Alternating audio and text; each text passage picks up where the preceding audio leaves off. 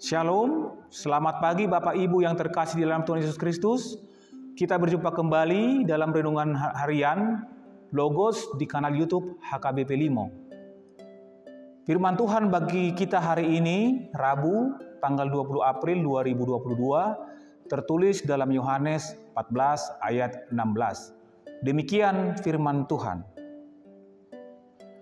Aku akan minta kepada Bapa, dan Dia akan memberikan kepadamu seorang penolong yang lain, supaya Ia menyertai kamu selama-lamanya.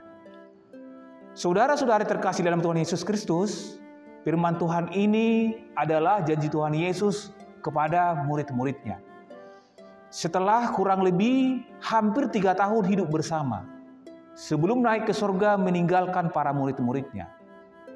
Ketika Yesus bersama murid-muridnya berangkat ke Yerusalem, di Taman Getsemani, ia merasa sedih sekali. Sebab tidak lama lagi, ia akan ditangkap oleh orang pengkhianat, orang jahat, yang dibantu oleh terdekatnya sendiri, yaitu Judas Iskariot. Ia akan diejek, ia akan disiksa, ia akan dibunuh dan disalibkan. Situasi ini sangat mengerikan, tapi semua itu harus terjadi demi keselamatan kita semua. Yesus akan pergi, Dia akan mati di kayu salib, dikuburkan, bangkit, kemudian naik ke surga sesuai dengan janjinya. Saya mencoba membayangkan bagaimana perasaan murid-murid pada saat itu. Ketika mereka tahu akan ditinggalkan oleh Yesus, tentunya mereka akan sedih, mereka akan kecewa, dan mereka akan ketakutan yang berlebihan.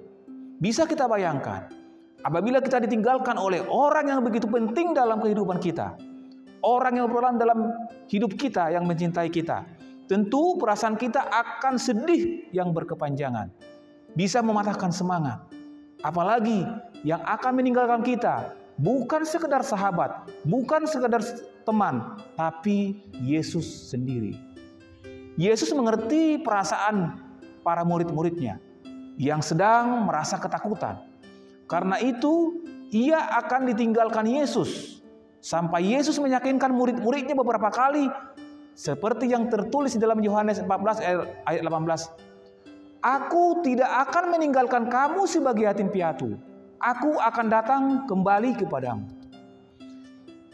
Sebelum Tuhan Yesus naik ke surga, semua murid-muridnya terlebih dahulu diperlengkapi supaya berkemampuan khusus melaksanakan tugas mulia yang akan diemban oleh Yesus kepada murid-muridnya.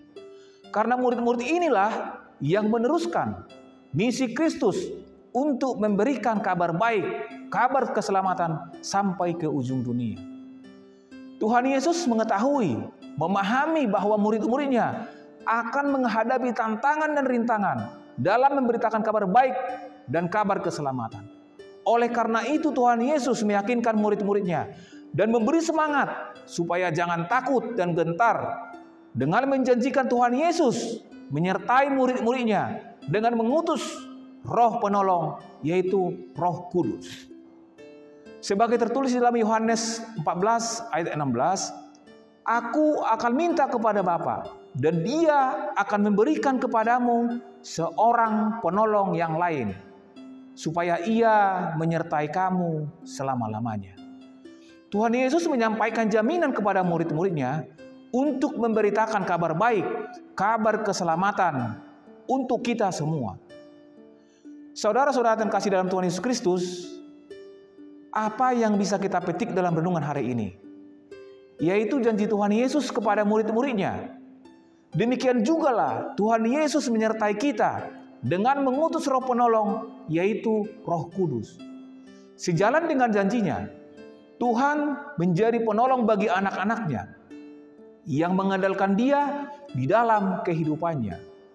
Di dalam masa-masa sulit seperti saat ini, tantangan demi tantangan datang silih berganti, pemutusan hubungan kerja di mana-mana, harga-harga kebutuhan semakin mahal, pandemi COVID-19 tidak kunjung selesai. Tapi bagi anak-anak Tuhan, jangan pernah berkecil hati. Tuhan tidak pernah meninggalkan kita sedetik pun. Mari kita terus beriman kepada Tuhan. dan selalu bersekutu dengan Dia dan menyerahkan diri kita hanya kepadanya. Yesus Kristus, sumber kekuatan kita, hari ini sampai selama-lamanya. Amin. Mari kita berdoa. Terima kasih Tuhan atas penyertaan-Mu di pagi hari ini Tuhan. Engkau telah membangunkan kami dari tempat peristirahatan kami. Dan di pagi hari ini Tuhan, kembali kami bersekutu kepada Engkau Tuhan. Kami akan memulai aktivitas kami di hari ini Tuhan. Kiranya firman-Mu ini Tuhan menjadi modal, menjadi bekal di dalam melaksanakan aktivitas kami di hari ini Tuhan. Engkau pimpin kami Tuhan untuk melaksanakan aktivitas kami di hari ini Tuhan.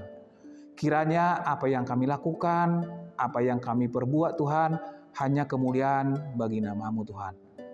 Doa ini kami alaskan hanya di dalam nama Tuhan Yesus Kristus. Amin. Demikianlah renungan firman Tuhan hari ini. Kiranya Tuhan Yesus memberkati kita semua. Shalom.